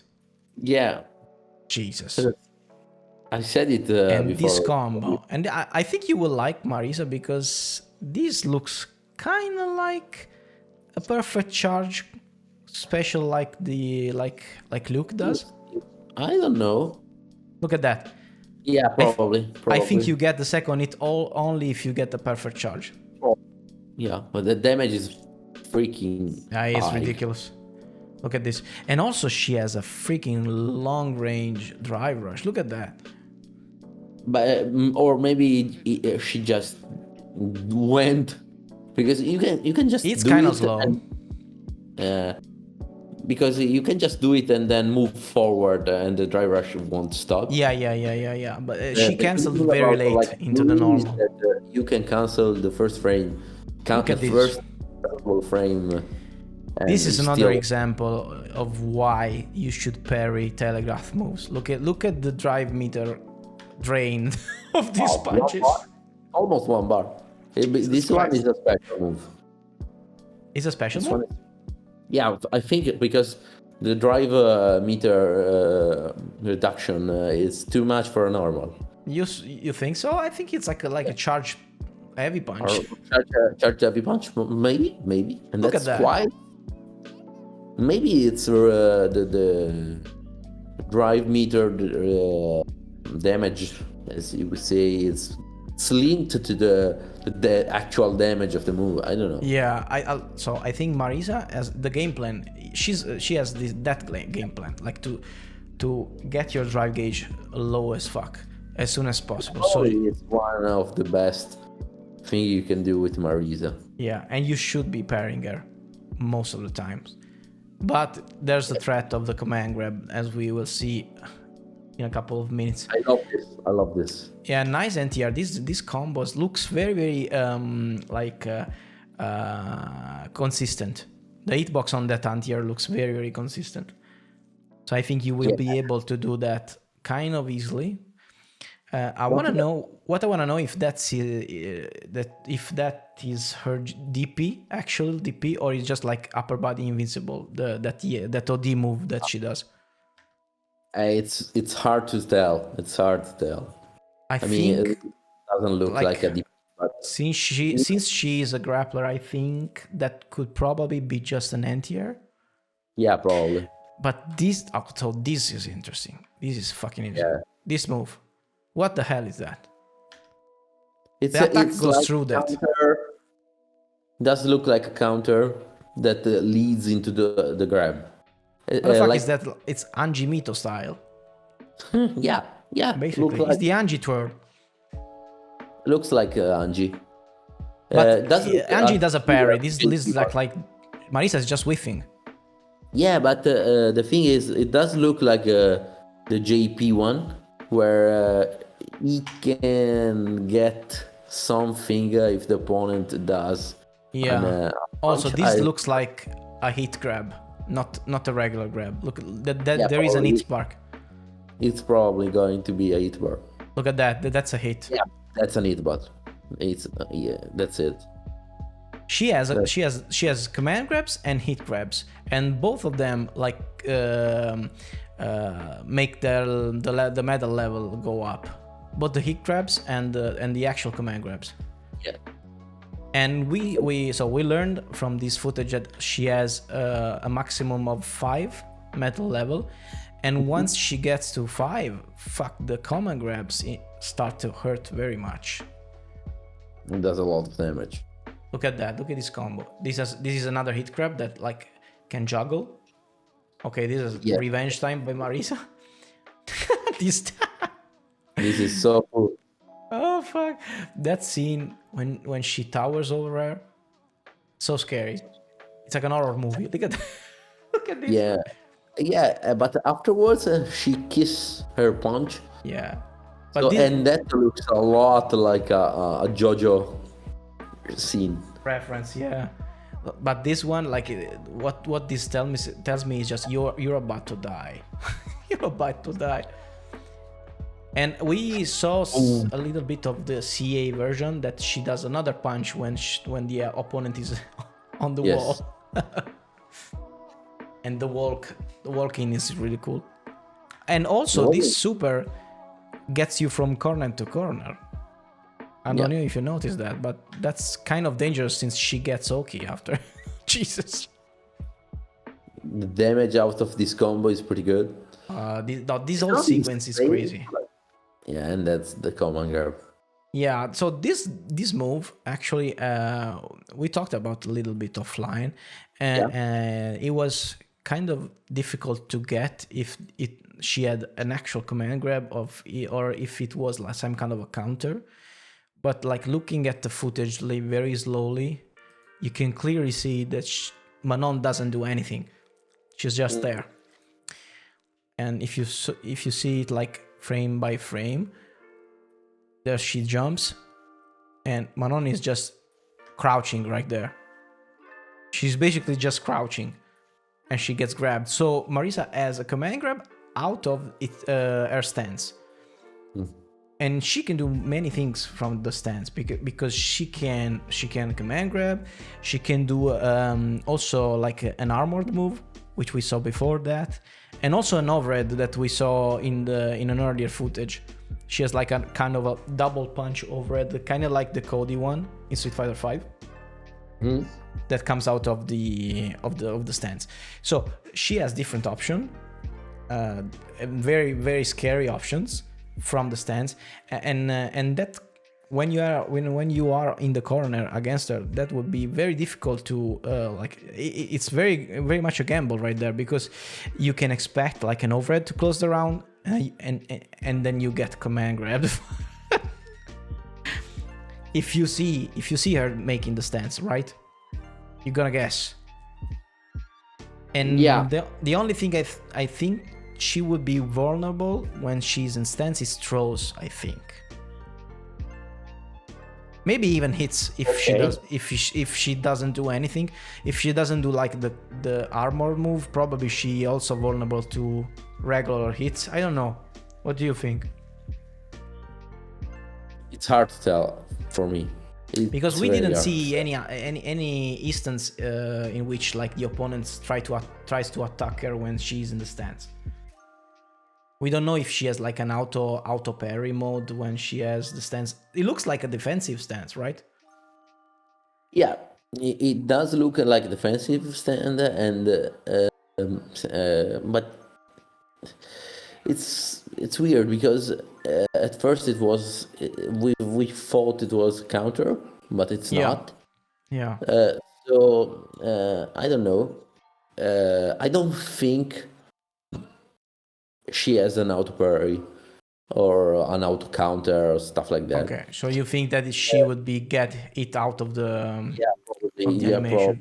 Probably. Even if the stance looks kind of defensive, but I think she's going to get it because does, I don't know, maybe she can block, maybe she cannot block low. Okay. Maybe it's hard to tell right now. It's hard. It's too hard. I probably think she would. You're probably right that she doesn't have any kind of like armor or invincibility if she does not commit to a choice from the stance, and I think that's the way that should be used is like when you have advantage, probably on okay situations, or probably when you have enough space from your opponent to like commit to something before he does. For example, I don't know, in the mid range you can throw out the stance and try to go for the armor move, for example, right? If you see something coming at you, you can probably react with the armored move. I don't know, something like that. Or on your opponent's wake up, you could like go for the stance and make them guess between like the overhead, the armor move, or the command grab. But yeah, she looks interesting. She's a bruiser. She even though she has a command grab, it doesn't look like the command grab is very easy to access. So I don't think she would be counted as a grappler. It's more of a bruiser, and she looks fun. She looks fun. She looks I don't know, fun. She looks not fun to play against. Yeah, that much I would agree on. It doesn't look very fun to play against. What about Manon? That archetype that doesn't really it's not very loved in Street Fighter games. The brawler, the juggernaut character. It's not very. We've seen Abigail in Street Fighter 5, and yeah, because she probably like breaks some basic rules of the game. Usually, these are the characters that break some rules, like having super armor, having stuff that like she has a special that breaks also the DIs in one hit. So she breaks them all a little bit, and can be probably frustrating if like usual tactics don't work against her. Yes, Could be yes, frustrating. Yeah. different. When a character makes you play differently, it's not very loved. But I mean, the different from I know Dalsim that does make you play different Of is course. that she does it and like Abigail does it, but Yeah. when you miss, it just demolish you. So that's why that this archetype is frustrating. You But then don't again, get yeah, go on. many chances to do something wrong. Against Dalsim, yeah, it's frustrating, but not that much because usually you will get like one hit, maybe a small combo, but that's it. Against her or against Abigail, you Yeah, just you're gonna get smoked. You're gonna get smoked. Yeah, but you know what? The thing is, also in this occasion, I think parry is the key. This Yeah, character, I think she's much more toned down from the parry than you see here in this match, because the opponent doesn't use parry very much, especially when she charges in with those very long startup move. The charge punches and the knees and the overhead smash and all this stuff. I think all of that can be like countered with the parry in some ways.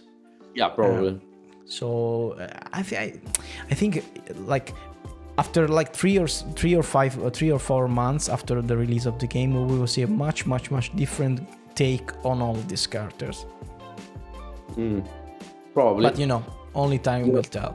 Yeah, I don't know. Parry What is about going- Manon? What about Manon? What do you think about her? This apart from this kind of ridiculous sweep. Manon looks, this sweep doesn't look very good, but apart from it, it does look like what Laura should have been, Okay. like a character, a grappler with a kind of weird, good mobility. Yeah, fast but not grappler. the- Yeah, fast, but not like not crazy fast. not crazy fast, and without a fireball. It's a grappler. It looks similar to a Belle, and she's French too. Maybe that's just a coincidence, or maybe she's related to a Belle. I'm not sure.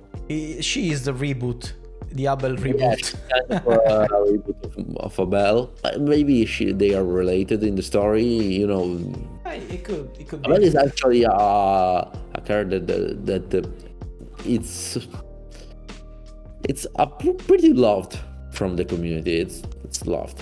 I liked it. Yeah, It was fun to play actually. Yeah, And he should have been like the main character of Street Fighter 4, I guess. exactly. That's probably why Nobody knows. Loved. Yeah, but apart from that, the style is similar. Yeah, Yeah. the game was different. The Street Fighter 4 game was very Okizeme centered. Yeah. Okay, so you get command grab and then you get Oki after the command grab for sure. Everything got Oki in that game, but here Manon doesn't have Oki on command grabs, at least outside of corner. It seems Yeah.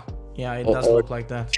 can't like start the string like Harmika or Nagif.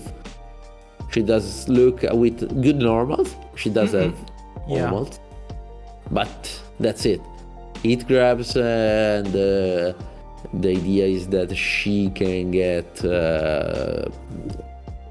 power ups on her grabs, and this looks very good. This looks Yeah, very good. The target combo, The which DNF duel style grappling.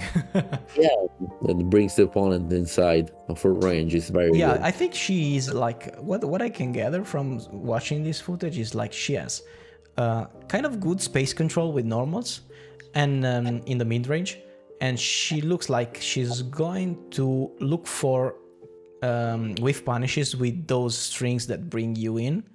Yeah, probably. and Yeah, then probably. try to get grabs on you, and also maybe like some big whiff punishes or like jumping combos if she can like guess right on your attacks. But it's kind of a different grapple. I don't think she wants to be on you all the time, like most grapplers want to. Maybe yes. Maybe no. I mean, it's hard to tell. But the thing is, she Her close doesn't. normals doesn't look like very much of a thing, but I don't know. I'm not sure. I'm not sure. But she looks very good. And one thing I can tell is that Marisa, for now, is the biggest character we've seen. Yeah. I mean, we haven't seen Zangief, Yeah. but from Yes, Zangief, Marisa is going to be the biggest character in the roster. At You least probably will. you know, I don't know if she's bigger than Zangief. I don't think so. But the grab animations from Manon are very well done on Marisa, which is very big. Yeah. So probably we won't get to those, I don't know, compenetration with that. It I doesn't don't know. look like, it doesn't look like we get like some of the weird stuff that we got with grapplers in Street Fighter 5. Looks like the engine is very capable of handling collisions and like The 3D collision. model like intersection and stuff like that. But looks good. And I was watching again and again this entire, and look at how late he does it. Yeah, that's definitely. It's upper body invisible for sure. Look at that. Almost Marisa is basically on the ground. the landing frames. Look at that. Super deep anti-air. So it's for sure like upper body invincible. We don't know if it has any kind of different invincibility other than that. And but I think a character like Manon, I don't know if it's alright for her to have like a DP. I don't know. I feel like it isn't. But I don't know. It's hard to tell. It's too late. It's too early. I think we can go past Manon gameplay because it's pretty late. Yeah. And it's alright. It's We watched it all, and what I can say about that? Talk about the 3 remaining characters. 3, right? Yes, we are missing Cammy, Zangief, and Lily. No, Lily. And Lily. Yeah, Lily. Yeah. For I'm pretty. I don't know why actually, but I think I want to watch Lily more than everybody. Me too. Else in Italy because you too. So I'm me too. Because she's a new character. Interested in the Teok heritage for her because it's weird. It seems such a small girl. Oh, she's going to probably have the dry kick, the eagle. All the dives and the condor stuff. The condor stuff, yeah, but I don't think she's going to have a common grab. She's just going to be a tribute to Teok, but not the same archetype. I think. You know what? It could very well be that case. I don't know. I always felt like she was some kind of grappler. I don't think she's like that kind of grappler. I always felt that she would have some kind of like long distance grab with the wind mechanics or something. But she could be very well just like a bruiser that uses like hit grabs. I don't know. It's interesting. She has weapons, so it's gonna be interesting just because she has weapons and nobody else has weapons in the game right now. She has more range, or she does have some weird mechanics. You know, this game has a lot of mechanics that are catered only to the character. You know, Even Ryu Unique- does unique mechanics, yes. the whole mechanic with the engine charge. Yeah. You know, Luke does have the perfect knuckles. Yeah, the charges. Chun-Li has the stance, that weird stance. Yeah, everybody has some kind of a Also gimmick. Guile Yeah. has the perfect boom. Even Yeah, Guile, yeah. which is usually the driest character of all, time has the interesting mechanic, and almost every character has a weird mechanic, Yeah. and she's probably gonna have one with the weapons, you know. Yeah, I want to see her. She looks interesting. She sounded interesting from like the leaks, the audio leaks and stuff. I think it's fair to say that she has some kind of resource that you have to increase, like Manon levels, kind of similar to that with the wind stuff. And yeah, the same thing that you said. I'm curious about how much of the T-Hawk DNA will be shared from this character, because T-Hawk was like very It's tiny. she's tiny. Yeah, it's interesting. I also want to see her, but I have to say that I'm very curious in the other two, just because I've seen what they have done with like characters that were kind of dry before. So Guile and Ryu and DJ especially, they did something special with those old characters that kind of were dry in previous games. So I want to see, even though I hate Cammy and everybody knows that, I kind of want to see what they did with her. Give you one thing to think about tonight when you sleep, and going to probably give you nightmares. Yeah, I feel that. I think that Kami is going to have some of the copper moveset. Oh shit! I think I don't know. I have do this sensation. I have this feeling about it. Like she's some kind of like hybrid between the characters. Weird, faint, you know, stuff like that. Oh Jesus! Or probably she's just gonna have the trigger to. I don't know. That's the not so much probable, but my feeling option. The most probable, the most possible one is that she's going to have the new special move as the trigger 2. The jump forward. Yeah. The kind of the like the scissor kick. Yeah, exactly. That's going to be probably her new special. Because that could be so much. That could be the case, yeah. And what about Zangief? GIF is weird. GIF is a weird one because we haven't seen an actual 100% real freaking grappler in this game yet, and GIF. I'm scared of GIF. I think, as we discussed like in the forums and stuff, that he will get his green hand back. Yeah, so, sure. That's sure. And that's kind of scary, but it's not as scary in this game compared to the Street Fighter 5 because you have so many answers to those kind of moves. You probably should parry the green hand if he has one, but I don't know. It remains to be seen what kind of move the green hand could be in this kind of environment. You know, what it's his purpose? Is to closing gap? Is to like go around fireballs? I think he definitely is gonna have a very short dash.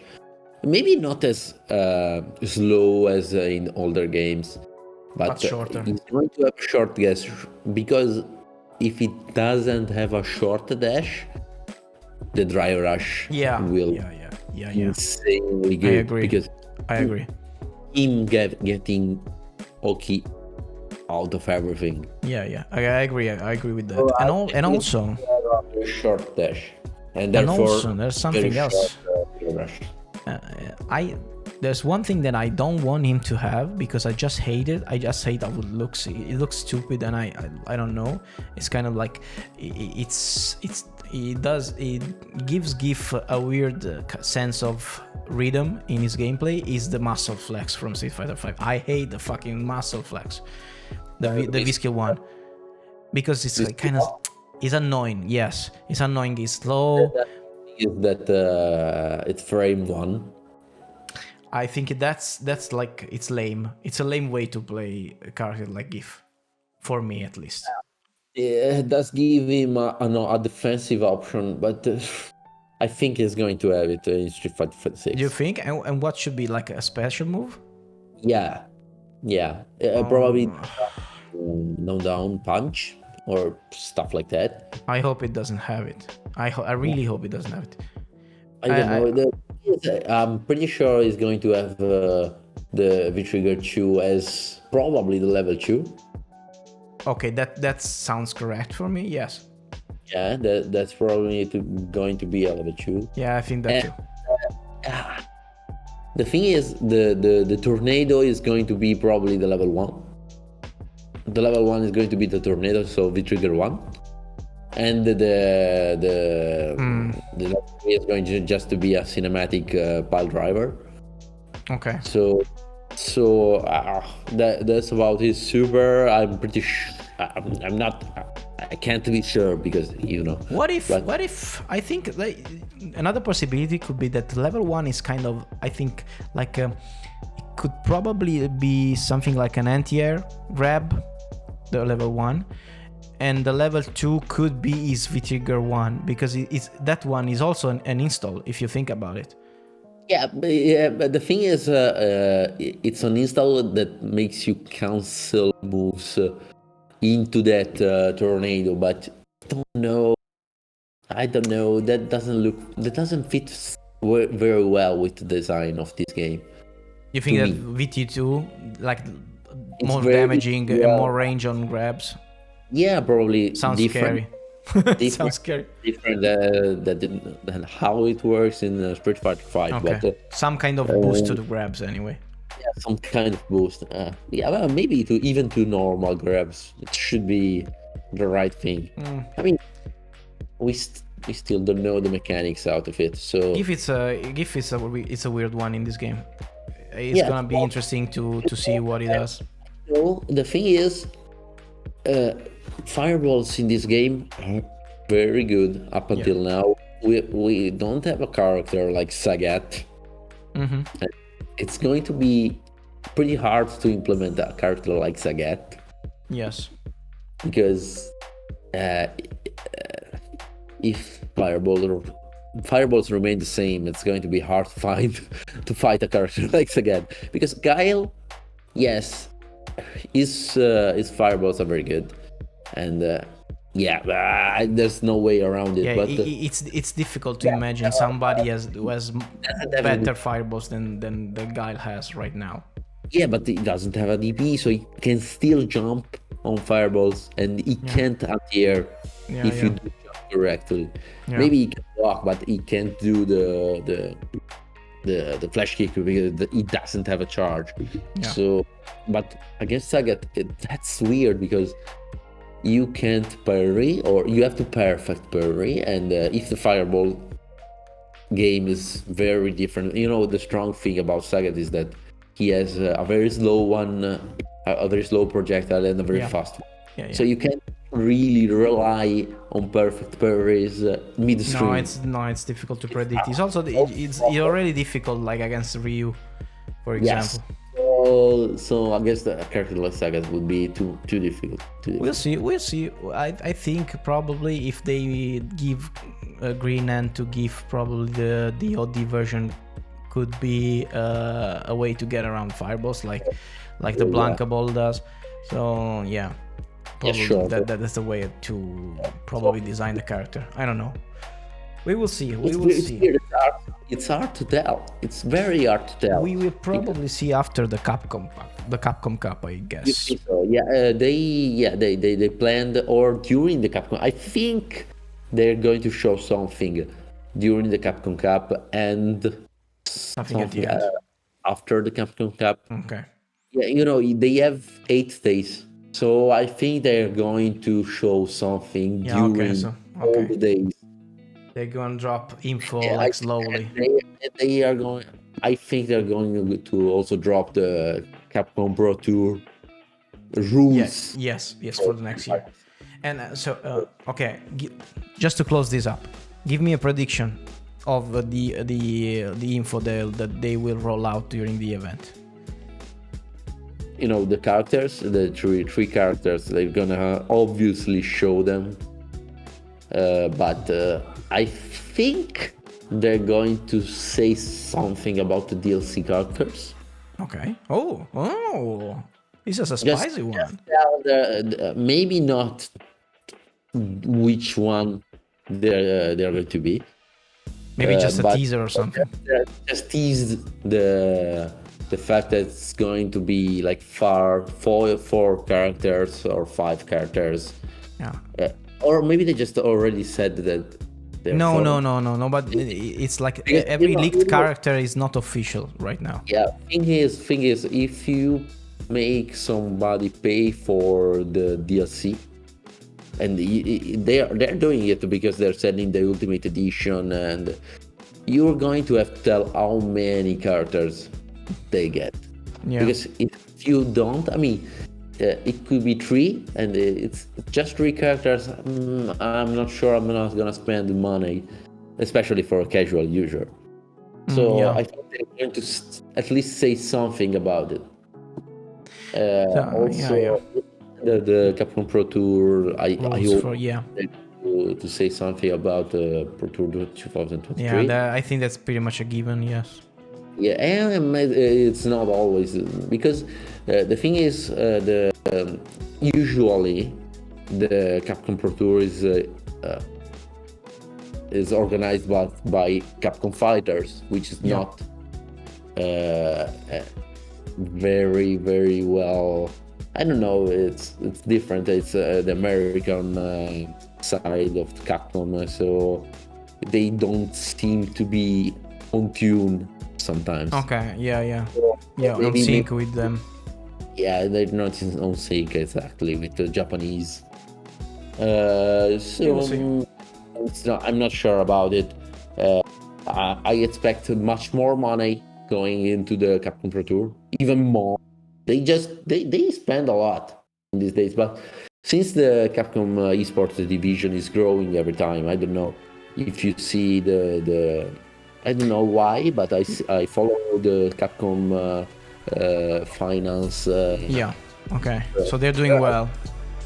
But every time they do a post about 3 months and stuff, it seems that they throw money in the esports division, like every time. Oh, that's good. That division. So I think that the esports is going to be. Yeah, next year esports, like with all the money that Street Fighter 6 will bring in, that will probably boost everything up. Or I mean, we've seen they are spending a lot for promotion, and but I think they're gonna spend a little bit. I mean, only the show, the promo they did on the late I know what's that, the late night show. Yeah, in TV. Yes, on TV. Major national TV in United States. Maybe the cost. They sure are spending a lot of money. About it, but I think it's going to be several thousand of dollars. So I think they're going to throw a lot more money. Yeah, that's probably true. I think it's cool that they did something like Brawlhalla and Ubisoft does.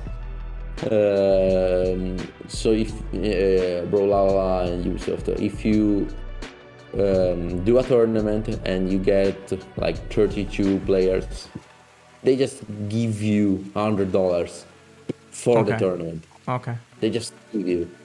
So that's cool. I think they should distribute the money of the tournament a little more evenly that they already do. We'll see what happens next year. Anyway, I think that I also think that they will drip information out during the event, and I think like something like the last 3 characters, of course, some kind of trailer for that.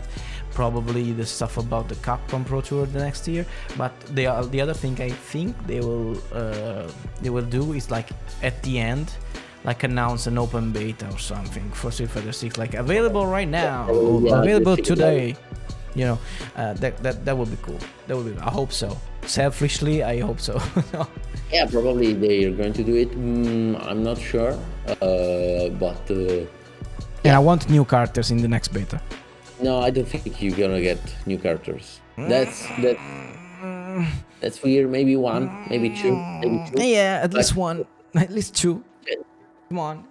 The thing is, if they give you another beta with other characters, I mean, you get almost the full game already. Yeah, I know, but you know, there's also the single player stuff and everything else in the online. I don't think it's.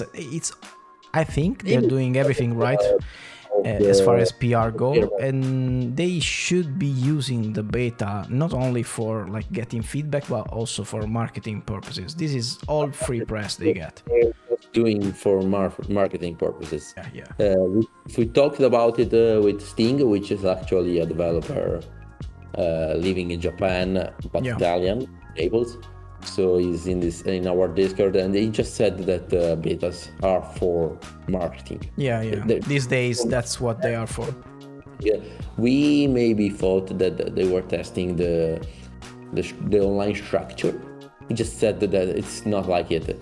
The online structure is already tested out, and it's only for marketing. That's fine by me. Okay, so let's close this up. Let's give a thanks to everybody listening, or the people that will listen. Keep in mind that the podcast will be available on all podcast platforms, I think, tomorrow. So just subscribe to the RSS feed on any of the podcast platform you might like to use, and follow us on Twitter at Late Fight Show. Follow Redline Fight on Twitter, and we'll see you on the next episode of the Redline Clash next week. Exactly. Have a good night, guys, from the Late Fight Show team. It's game over. Bye-bye.